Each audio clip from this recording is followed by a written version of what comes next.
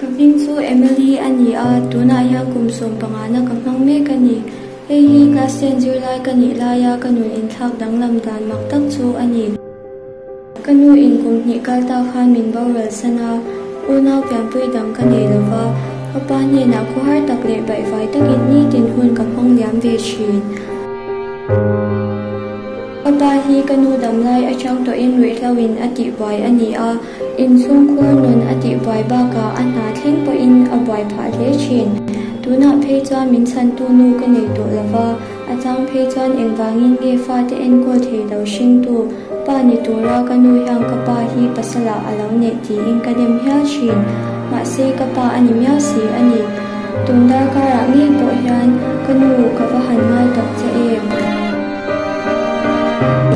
Hidang din huna hitang katandam kutswa aharin le khazir te hi thil khai satak ani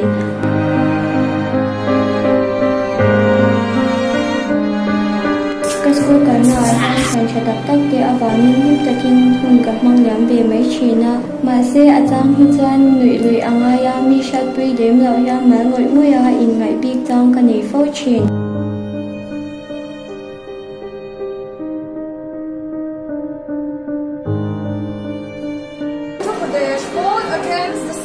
Kasong to na in ka siya daw karin min shopping da china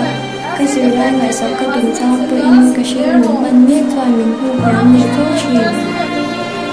kanu na ka chan ala ko to ta in ka zira ya ko ka ti sa sa mai la ba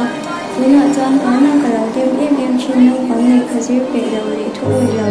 zir tu ten an chin ta ang ko a chin ma ya ka chang ta ko mai